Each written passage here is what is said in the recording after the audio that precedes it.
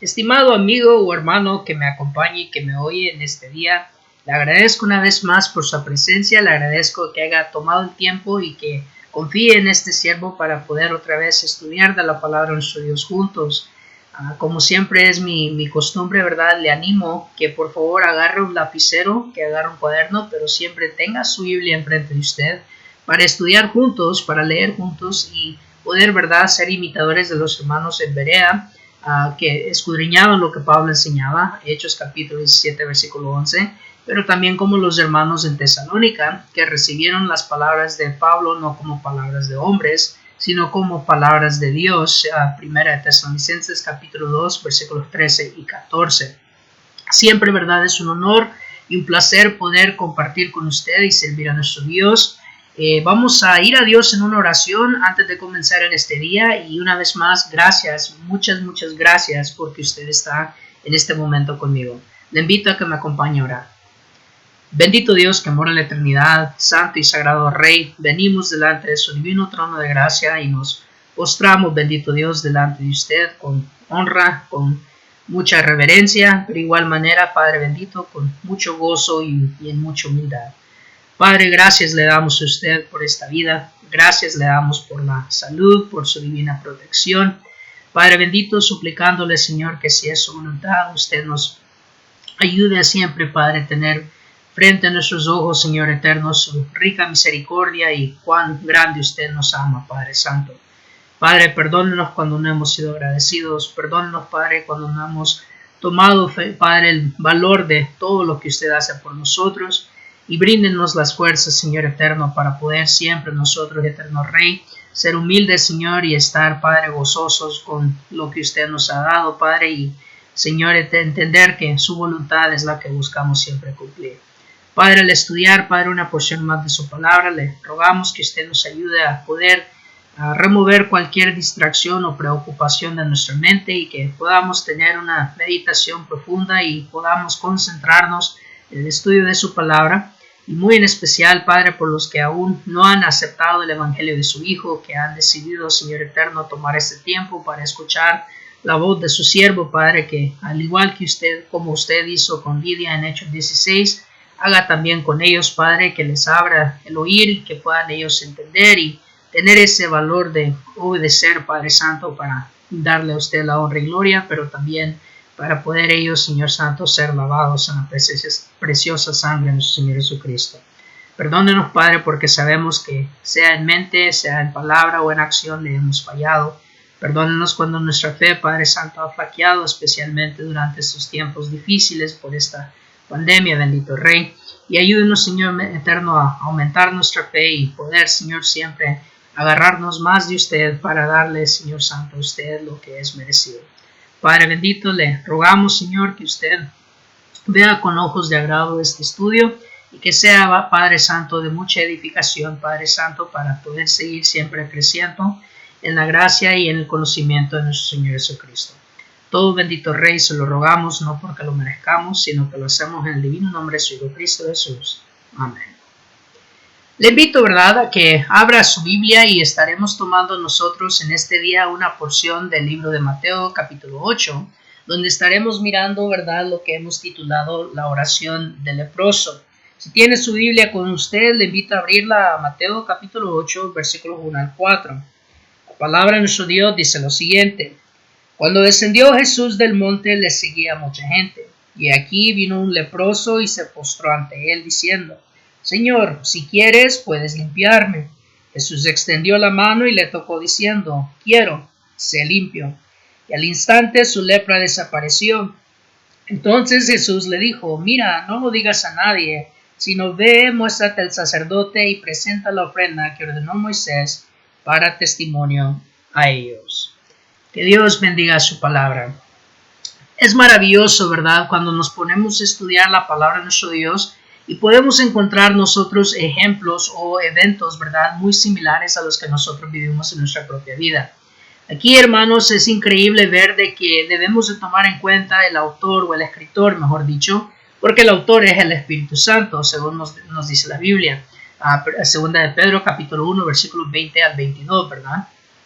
Debemos entender de que Mateo, el escritor o el escriba inspirado por el Espíritu Santo, está hablándole a una audiencia judía. Se cree, ¿verdad?, que él dirigía su versión, ¿verdad?, o su recuento del Evangelio a una audiencia sumamente judía. Y es necesario mencionar eso porque cuando leemos y estudiamos el libro según Mateo, ¿verdad?, el Evangelio según Mateo, debemos de entender de que aquí venimos a mirar el primer milagro que él escribe, no el primer milagro que nuestro Señor Jesucristo hizo, porque entendemos que ya en Juan capítulo 2 se nos enseña que fue cuando él convirtió el agua en vino en las bodas de Caná. Por lo cual debemos de hacer esa aclaración de que no es el primer milagro que nuestro Señor Jesucristo hizo, pero sí es el primer milagro que encontramos en el libro de Mateo.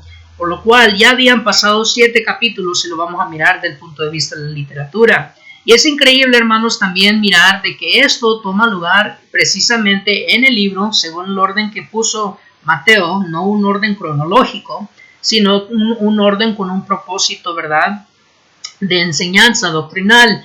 Miramos que el primer evento que toma lugar después del Sermón del Monte, según Mateo, viene a ser la petición de este leproso. Y vamos a tener 2 partes. Esta va a ser la primera y en nuestro siguiente video será la segunda parte, donde vamos a analizar primero, ¿verdad?, la oración del leproso. Hay mucho que podemos aprender, hay mucho que podemos, ¿verdad?, nosotros aplicar a nuestra propia vida. Pero debemos entender, hermanos, la situación como se encontraba en esos tiempos. Debemos de saber, ¿verdad?, de que este evento fue algo que impactó la mente de Mateo. Fue algo, ¿verdad?, que para Mateo fue tan impactante, fue tan importante, que él decidió ser el primer milagro del cual él escribir. Muy probablemente, o mejor dicho, sin duda, ya el Señor Jesucristo había curado a varios. El Señor ya había, ¿verdad?, convertido las aguas de Caná en vino, según Juan capítulo 2, y muchos eventos más. Pero para Mateo, hermanos, esto fue algo muy importante. Él quiso comenzar demostrando el poder de nuestro Señor Jesucristo, especialmente después del Sermón del Monte, demostrándonos, ¿verdad?, la imagen de lo que en aquel entonces era considerada la más cruel y peor enfermedad que podía haber. No olvidemos que la lepra, hermanos, para la mente judía era un emblema del pecado. El motivo, ¿verdad?, puede claramente verse, porque la lepra, según miramos ciertos libros y siempre de médicos en aquel entonces, era una de esas enfermedades que podía estar en el cuerpo de una persona durmiente por mucho tiempo. No era una enfermedad que aparecía de inmediato. Es una infección de la sangre. Y es una infección que puede estar, ¿verdad?, desarrollándose bien despacito y bien silenciosamente. Lo que podemos encontrar, hermanos, es de que para el tiempo que bien empieza la piel a brotar, lo que vienen a hacer, mejor dicho, se vienen a convertir en úlceras de la piel, es cuando ya la lepra ha pasado mucho tiempo, ¿verdad?, infectando todo el sistema interno del ser humano. Dice Lucas, de este mismo caso, allá en Lucas capítulo 5, comenzando desde el versículo 12, de que este hombre estaba lleno de lepra. Es muy importante ese detalle porque sabemos que Lucas por profesión era un médico. Y Lucas nos demuestra entonces de que si este hombre estaba lleno de lepra, muy probablemente era un caso muy severo. Era un caso en el cual él ya había sufrido por muchos años. Ciertos libros médicos de antes, ¿verdad?, hablan de que esta enfermedad podía durar 9 años en desarrollarse. Incluso para el 9º año ya la lepra es tan fuerte y es tan terrible que hasta la psicosis del ser humano viene a serse infectada. Es decir, la persona pierde su razón. No olvidemos, ¿verdad?, de que aparte de la terrible enfermedad física, viene a tener mucha razón por qué esto venía a provocar un efecto negativo en la psicosis del ser humano. Porque prácticamente, ¿verdad?, ese hombre por su apariencia venía a ser visto por el resto de su vida o hasta que se curara como una especie de monstruo. Porque la lepra desfigura, ¿verdad? Literalmente la piel se está pudriendo y se estaba cayendo, ¿verdad?, pedazo por pedazo. Dice otro escritor de los libros médicos antiguos de que prácticamente era una enfermedad que iba matando al ser humano pulgada por pulgada o centímetro por centímetro. Por esto, hermanos, es increíble ver que para Mateo fue impactante que lo primero, ¿verdad?, que él quiso recontar después de que el Señor Jesucristo baja del monte, como dice el versículo 1, es de que un leproso viene a ser curado. Pero hay mucho que debemos de aprender en cómo este leproso, ¿verdad?, se viene a acercar a nuestro Señor. Porque debemos entender, hermanos, de que esto no fue una cosa fácil. Es más, debemos de mirar, hermanos, que en la situación de este hombre, lo que nos viene a demostrar, ¿verdad?, la palabra de nuestro Dios es la fe genuina de este leproso o del leproso manifestada.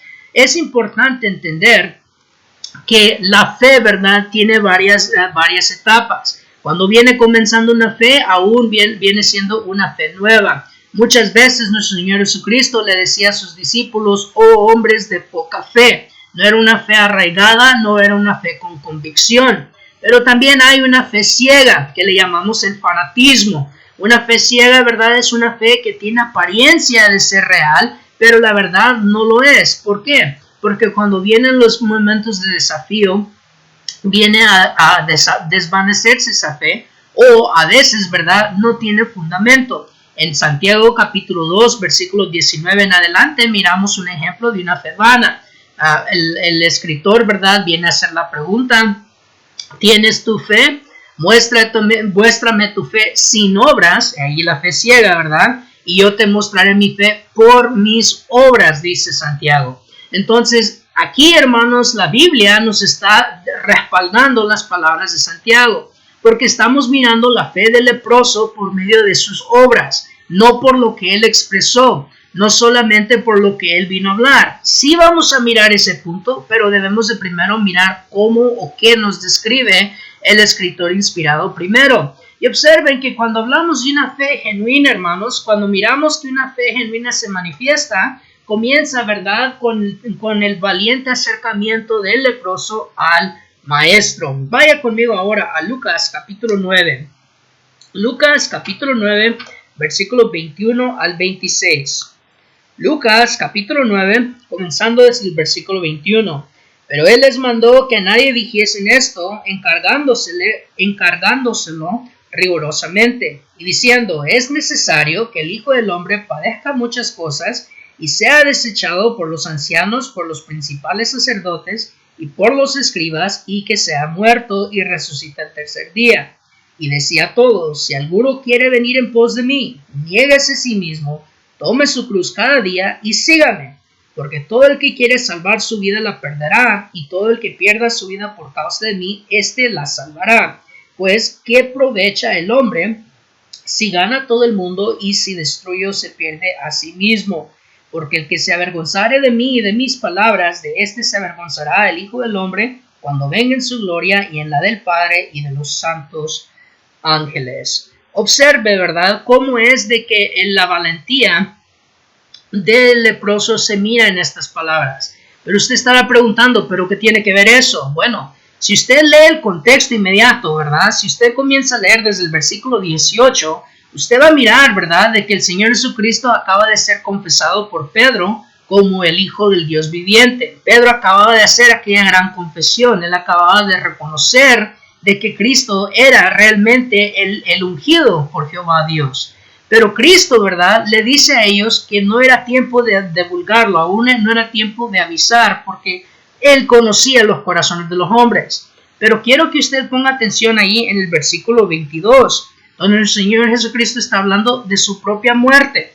Él sabía que al ir a Jerusalén, Él iba a ser crucificado, que Él iba a ser, ¿verdad?, entregado a manos de hombres injustos y malvados. Pero por esa causa el Señor no se iba a esconder. Por esa causa el Señor no iba a dejar de ir. ¿Por qué? Porque Él por eso ha venido al mundo. Él vino al mundo precisamente para poder morir en esa cruz, para ser enterrado y resucitar al tercer día y así vencer la muerte. Entonces, nosotros, hermanos, miramos cómo el Señor Jesucristo primero da el ejemplo y luego viene y menciona de que lo mismo debe de ser cierto con aquellos que sean sus seguidores. Los discípulos, ¿verdad?, debemos de estar dispuestos a dar nuestra vida por Cristo. Debemos estar dispuestos a tener, ¿verdad?, ese valor, ese coraje de acercarnos a Cristo, no importando cuánto o cuán riesgoso iba a ser eso. Bueno, Nótese que el leproso vino a ser un ejemplo literal de esto. Recordemos que durante ese tiempo los leprosos, ¿verdad?, no se les permitía estar en la sociedad ninguna. Según Levíticos capítulo 13 y según Levíticos capítulo 14, ellos, ¿verdad?, vivían una vida muy triste. Porque como leprosos ellos tenían que mantenerse alejados y afuera, varios metros afuera de la pared, ¿verdad?, de la ciudad. No podían ellos entrar. Y si iban ellos caminando, tenían que llevar un velo puesto, dice Levíticos 13, y tenían que a voz alta a estar siempre anunciando su lepra, diciendo impuro, impuro, ¿verdad? O inmundo, inmundo. Levíticos capítulo 13, versículo 46. Entonces, lo que dicen los libros de historia, hermanos, es de que para los tiempos del Señor Jesucristo en Palestina, un leproso, hermanos, era tratado tan severamente y era visto tan cruelmente, con tanta discriminación, de que un leproso, ¿verdad?, era visto como, tocar un leproso, perdón, era visto como peor aún que tocar un cuerpo muerto, porque se decía que el leproso era un hombre vivo, muerto. Entonces vemos, hermanos, ¿verdad?, que para este hombre acercarse, él se arriesgó bastante. Porque incluso Josefo, el historiador judío, habla de que había ciertos rabís que se vanagloriaban y se autoexaltaban de que habían mantenido un pueblo puro porque miraban un leproso venir y lo habían agarrado a pedradas, expulsando al hombre leproso para que no contaminara a la gente a su alrededor. Allí en Levíticos capítulo 14, hermanos, miramos cómo el que tocara a un leproso, ¿verdad?, iba a ser en forma de ceremonia visto como un inmundo, alguien que se había hecho inmundo por tocar la lepra. No que era un pecado, sino que simplemente se iba a considerar una persona contaminada. ¿Por qué? Porque la lepra es una enfermedad muy contagiosa, especialmente durante sus tiempos. Cuando vemos esto, hermanos, entonces observen cómo dice Mateo capítulo 8, ¿verdad?, versículo 2, que este leproso se vino y se acercó al Señor. Hermanos, este hombre, ¿verdad?, miró que el Señor no estaba solo. Estaba una multitud que bajaba juntamente con Cristo desde el monte. Miramos, ¿verdad?, de que este hombre se arriesgó a de que el Señor, siendo un rabí o un maestro, lo viniera a tratar igual que a los otros, ¿verdad? Él miró y sabía el gran riesgo que se estaba tomando, no solo por el Señor, sino también por los seguidores. Cualquiera de esa audiencia, cualquiera de ese grupo, al mirarlo, iba a tratarlo con un disgusto y quizás hasta queriendo ellos en una forma de querer defender al maestro, muy probablemente lo hubieran agarrado a pedradas el pobre hombre. Muy probablemente lo hubieran buscado manera de agarrar un palo y mantenerlo a la distancia. Pero fíjense lo interesante, lo curioso, ¿verdad?, que lo que vamos a mencionar. Según dice Josefo, hermanos, y según dice otros autores antiguos, de que la ley, o mejor dicho, la tradición del Sanedrín, la tradición de los ancianos en ese tiempo en Palestina, era de que un leproso tenía que mantener una distancia de 6 pies. Noten lo irónico, tenía que mantener la distancia de 6 pies para poder hablar con una persona y no contaminar a esa persona. Si había un viento que estaba soplando y ese viento soplaba donde estaba el leproso y estaba la otra persona no contaminada, entonces el leproso tenía que estar aún más lejos todavía para que el viento no llevase las partículas de su lepra y no hiciese inmundo. Hermanos, en este tipo de mundo donde la discriminación y el prejuicio contra esos hombres era tan grande, este hombre se arriesgó. Literalmente puso su vida en la línea por Cristo. Él, hermanos, tenía tanto el deseo de querer postrarse delante del Maestro. Tenía tanto el deseo de querer venir y hacer su plegaria delante del Señor Jesucristo, de que él literalmente sacrificó todo. Él se sacrificó a que lo humillaran. Él se sacrificó a que lo agarraran a pedradas. Él se sacrificó, ¿verdad?, a los desprecios. ¿Pero por qué? Porque él ya se había acoplado a todo esto. Él ya había vivido todo esto. Lo que pudieran haber hecho también es que lo hubieran matado por violar esa tradición. Lo hubieran matado por haber hecho haberlos hechos a todos inmundos. Y sin embargo, para él, hermanos, acercarse a Cristo valió la pena. Para él, ¿verdad?, acercarse a Cristo y tener la oportunidad de hacer su plegaria delante del Cristo, valía su vida. Él no tuvo miedo, él tuvo esa convicción y él tuvo esa certidumbre de que esto, ¿verdad?, era algo muy valioso y era algo que su vida, ¿verdad?, podía él entregarla, o mejor dicho, la entregó por causa de Cristo. Hermanos, es increíble, ¿verdad?, de que cuando nosotros leemos aquí que cualquiera que pierda su vida por causa de mí, para este leproso eso iba a ser cierto inmediatamente, porque él estaba dispuesto a morir por lo que él estaba queriendo hacer. Él estaba dispuesto, ¿verdad?, a dar su vida y entregarla por poder, ¿verdad?, acercarse a Cristo. Hermanos, cuando se abrieron las puertas, ¿verdad?, de los lugares de adoración, al menos aquí en el estado de Texas, ¿cuántos de nosotros tuvimos, ¿verdad?, ese mismo amor? ¿Cuántos de nosotros tuvimos esa fe genuina de que al momento que se dio la luz verde, ¿verdad?, a pesar de toda la incertidumbre que aún hay, a pesar de que aún hay mucho que no se sabe, estuvimos dispuestos a arriesgarnos, estuvimos dispuestos, ¿verdad?, a confiar en Dios y acercarnos a Cristo, aunque eso pudiera poner nuestra vida en riesgo. No digo que debemos de perder, ¿verdad?, la cautela, ni digo que no debemos de seguir los protocolos, no, en ninguna manera. Pero sí digo, hermanos, de que nosotros no nos podemos dejar vencer por el miedo. Recordemos que el apóstol Pablo le dijo a Timoteo de que Dios no nos ha dado un espíritu de cobardía, sino que nos ha dado un espíritu de poder. Y ese poder, hermanos, es el que vemos en este leproso, porque la fe de este hombre se confirmó en el hecho de que él literalmente puso su vida a los pies de Cristo, sabiendo él, ¿verdad?, todos los riesgos y sabiendo él todos los peligros en los cuales él se va a encontrar, porque él quería acercarse a nuestro Señor. Pero véase también cómo, ¿verdad?, este hombre leproso demuestra una disposición tan diligente en adorar al Señor. Vaya conmigo ahora a Romanos capítulo 12. Romanos capítulo 12, versículos 1 y 2. Romanos capítulo 12, versículos 1 y 2. Así que, hermanos, os ruego por las misericordias de Dios que presentéis vuestros cuerpos en sacrificio vivo, santo, agradable a Dios, que es vuestro culto racional.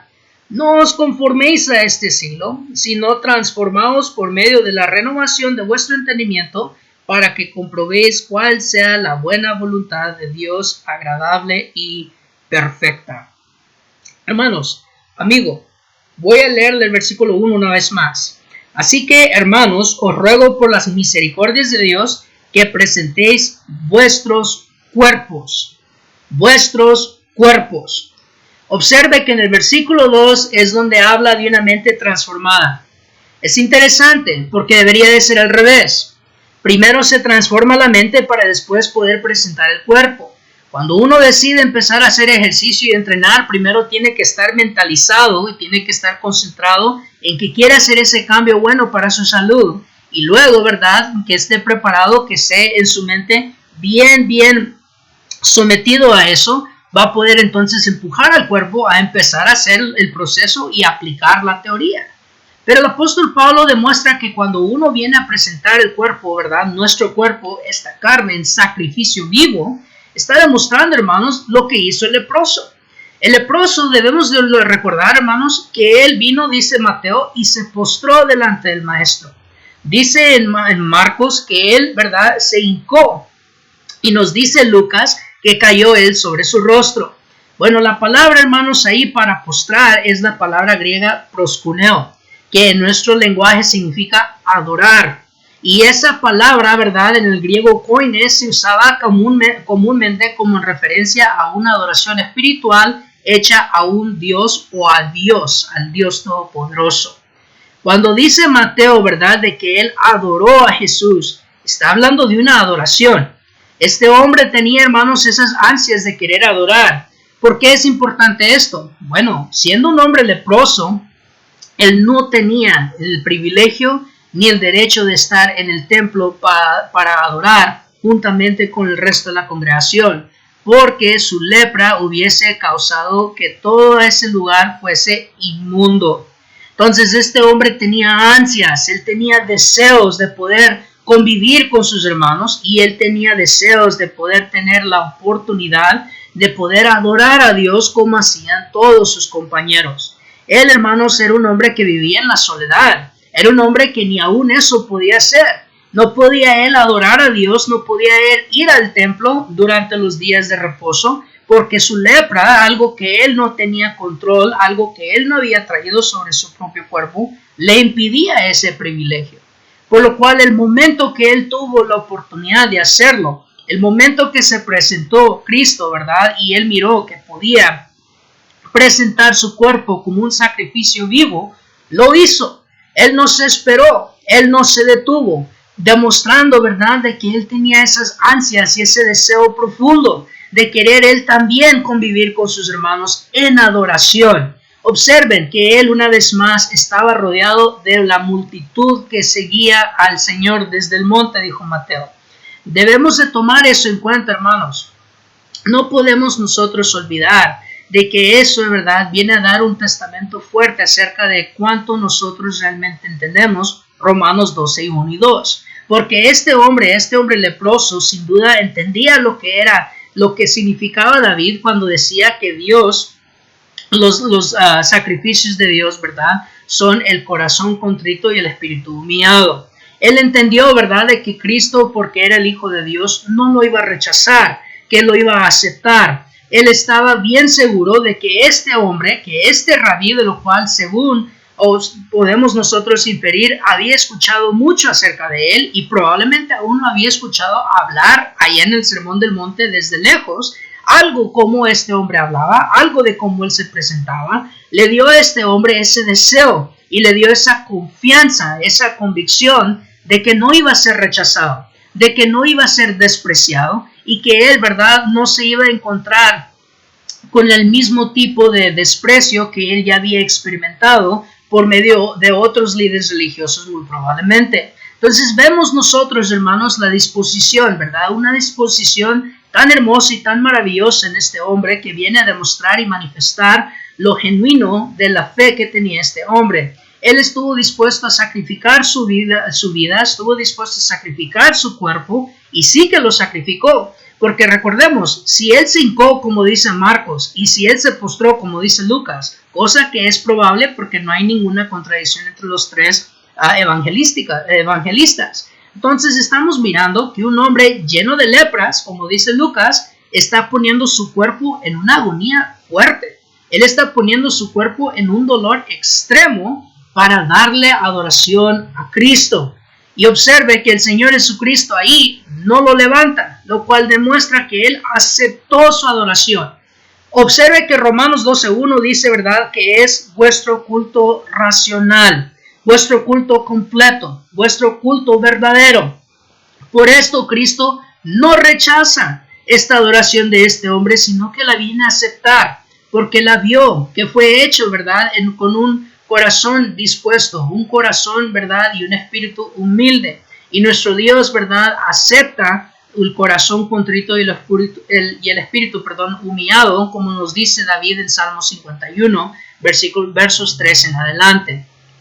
Hermanos, debemos de entender de que sí, es difícil, ¿verdad?, nosotros usar un pensamiento racional durante estos tiempos, pero ahí es donde entra nuestra fe. Una vez más, no estoy diciendo yo que tiremos la cautela al viento, no, sino de que si nosotros tenemos la oportunidad, después de haber estado, ¿verdad?, tanto tiempo alejados de nuestro Maestro, debemos de nosotros aprovechar el tiempo, debemos de nosotros redimir el tiempo, como dice Efesios capítulo 5, debemos de nosotros usar el tiempo sabiamente, así como lo hizo este leproso.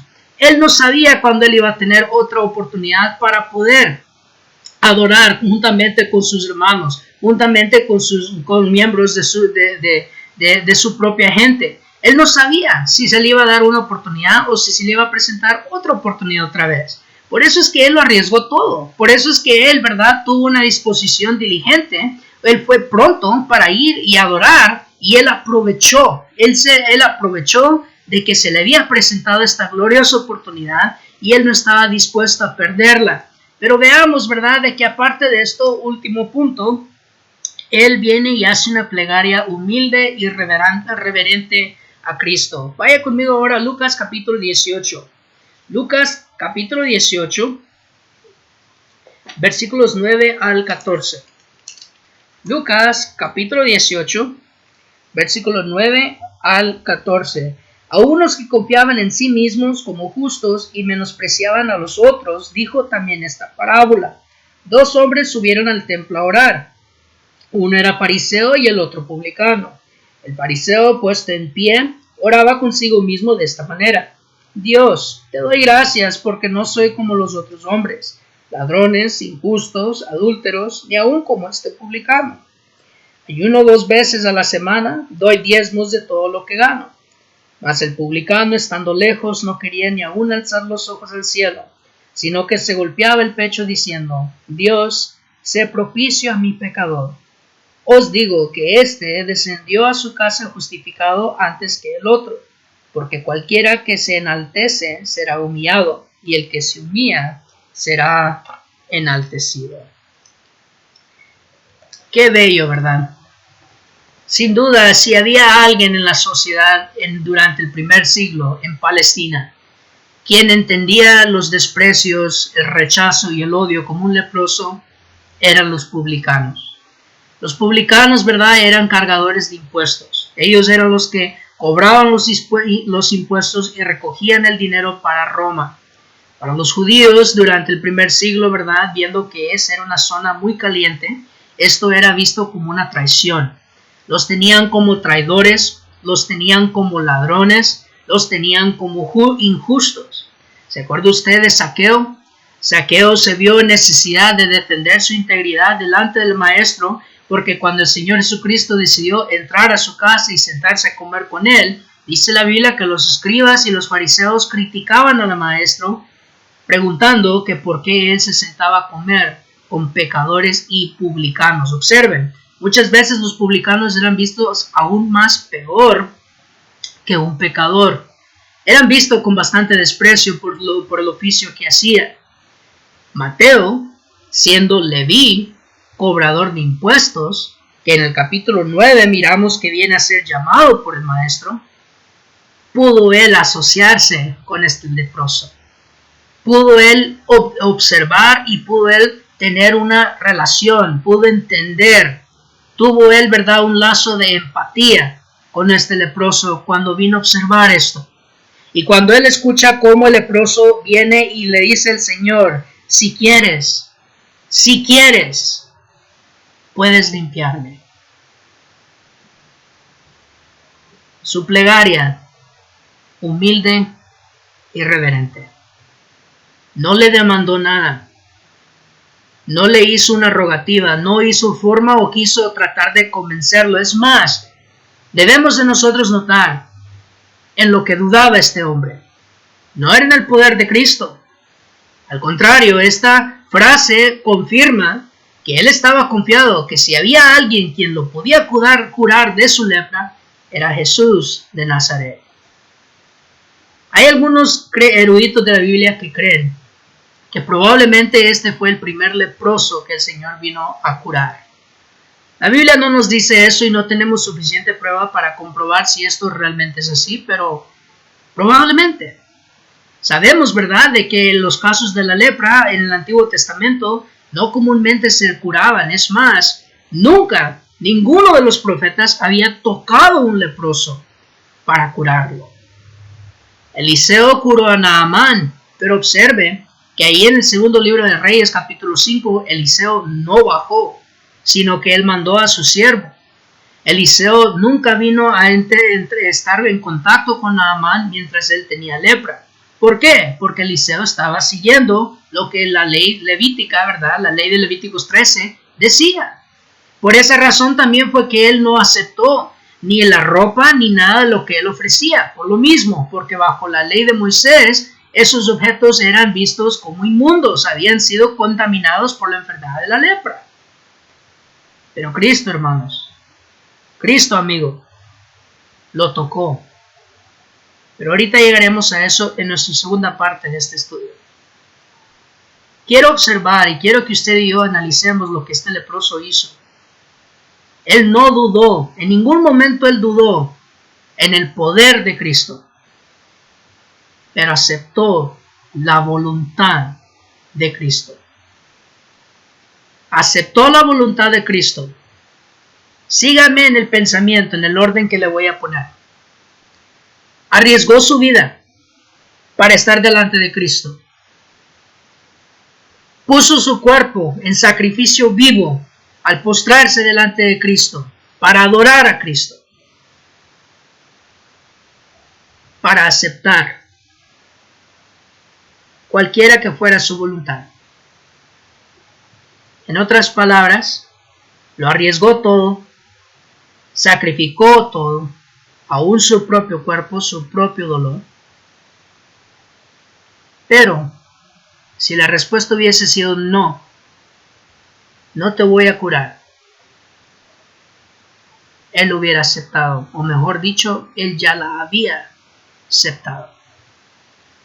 Este hombre leproso vino a hacer lo mismo que nuestro Señor Jesucristo hizo en Getsemaní antes de ser arrestado.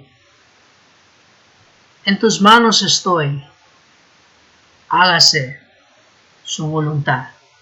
Eso fue lo que hizo este hombre leproso. Él le preguntó, él dijo de una forma humilde, pero con un corazón entregado: si quieres, límpiame. Ahora, quiero que note otra cosa. Lo que este hombre pidió no era solamente una limpieza superficial, no solo era la restauración de su carne, no solo era de que se quitara la infección, no. Fíjese, por eso es importante siempre, ¿verdad?, estar entendiendo y recordar de que la Biblia fue escrita, ¿verdad?, en lenguaje original, el Nuevo Testamento en arameo y griego koine. Porque la palabra para limpiar, si quieres, límpiame. Si quieres, puedes limpiarme. Puedes limpiarme, si quieres. Bueno, esa palabra de limpiarme, ¿verdad?, significa, o mejor dicho, en el griego es katharizo. Y katharizo se refiere, ¿verdad?, a una limpieza completa, o mejor dicho, a una restauración, no limpieza, a una restauración completa. Este hombre no solo quería que su piel se restaurara, él no solo quería su salud de regreso, sino que él también quería que se le restaurara el poder adorar juntamente con sus hermanos, el poder entrar dentro de su pueblo y estar con su gente, de poder ser restaurado de regreso, ¿verdad?, al contacto humano, de poder encontrarse una vez más en koinonía, o es decir, en comunión, no solamente en el templo, pero también afuera del templo. Él quería que se le restaurara todo. Quería él una vez más tener una relación con Dios, pero también quería tener una relación con sus hermanos, con su gente. Ahora yo le pregunto a usted, ¿no cree usted que esa causa noble vale la pena dar nuestras vidas por ella? La oportunidad que se le presentó a este hombre leproso sabiamente la supo aprovechar. Pero la supo aprovechar porque su fe era verdadera. Su fe y su convicción eran genuinas. Y él sabía que si había alguien quien podía restaurarle no solamente la piel, sino también todo lo que él había perdido por esta cruel enfermedad, era Jesús llamado el Cristo. Claro, él no sabía que era el Cristo, pero al igual que los restos, cuando miramos al final del capítulo 7, que decían nunca nadie ha hablado con tanta autoridad, este hombre sabía, nadie jamás ha tenido el poder que tiene este hombre para no solo curarme, sino para restaurarme completamente. Él literalmente puso su vida, la arriesgó para poder acercarse a Cristo. Sacrificó su cuerpo porque al hincarse y postrarse llagado de la lepra, él estuvo dispuesto a sufrir para hacer esta plegaria. Y qué increíble que cuando miramos que su plegaria no fue una demanda, no fue una petición a cambio de lo que él había hecho, o no fue una manera de querer negociar con el maestro, no. Fue algo tan sencillo y sin embargo tan poderoso. Si quieres, puedes limpiarme. Pero para poder hacer esa plegaria, donde él estaba dispuesto a aceptar cualquiera fuera la respuesta, este hombre lo arriesgó todo y lo sufrió todo, porque él estaba convencido que si alguien lo podía limpiar, si alguien lo podía restaurar completamente, era Jesús de Nazaret. Ahorita que ya empiezan a abrir los lugares de adoración, ahorita que ya usted puede regresar, ¿usted va a hacer lo mismo? Dije algunos estudios atrás de que esta enfermedad está probando la fe de todos los cristianos por toda la tierra. Que esta pandemia se le llama el virus de coronas porque a muchos cristianos su corona se les va a quitar porque su fe se va a ver corta, o porque su convicción no fue profunda, porque no arraigaron sus raíces de la fe sobre la roca que es Cristo, como nos dice Colosenses capítulo 2, comenzando desde el versículo 9 en adelante. Cuando uno realmente confía en Dios, amigo, uno debe de estar listo a entregar su vida por Cristo. Uno debe estar listo a sufrir por el Evangelio, pero también uno debe estar listo a confiar y aceptar cualquiera que sea la voluntad del Maestro. Amigo, eso comienza cuando usted acepta el Evangelio por medio de las aguas del bautismo en la iglesia de Cristo. Si usted está listo a dar su vida por Cristo, porque dice Romanos capítulo 6, comenzando desde el versículo 1 en adelante, ¿o no sabéis que todos los que habéis sido bautizados habéis muerto con Cristo? No significa una muerte física en el sentido de que usted se va a morir, no. Significa de que desde ese punto en adelante usted va a ser un hombre espiritual y no carnal. Un hombre que usted va a sacrificar sus deseos en la cruz. Que usted va a clavar a ese hombre plagado con el pecado en la cruz. Y que desde ese día en adelante usted va a escoger luchar. Va a escoger a luchar juntamente con su espíritu en contra de su propia carne. En Gálatas capítulo 5, comenzando desde el versículo 20 en adelante. Pero si usted no está dispuesto a perder sus placeres, si usted no está dispuesto a dejar ir las ganancias de este mundo, bueno, la pregunta que encontramos ahí en Lucas capítulo 9 es la que usted debe meditar. ¿De qué vale si usted gana todo el mundo? Si usted ganara el mundo entero, pero perdiere su alma. Este mundo es pasajero, pero los que esperamos en Dios viviremos para siempre. Los que seamos fieles hasta la muerte, recibiremos la corona de vida eterna, dice Apocalipsis capítulo 2, versículo 10. Este hombre leproso creyó eso, y lo sabemos porque sus frutos nos lo dicen. ¿Qué fe tiene usted? ¿Es fe ciega? ¿Es poca fe? ¿O es una fe como este leproso que está dispuesto a arriesgarlo todo, a sufrirlo todo, porque confía y acepta la voluntad de nuestro Dios? Le invito a que medite en lo que hemos visto en este día, en esta hora, en esta primera lección. Si usted gustaría mandarme sus preguntas o quisiera hablar más acerca de este estudio, aquí está la información donde usted me puede contactar. Como siempre, le agradezco por su presencia, le agradezco que usted me haya acompañado, que mi Dios me lo bendiga y espero, ¿verdad?, que usted escudriñe y pueda meditar sobre esto como es merecido. Gracias por su atención y que Dios me lo bendiga.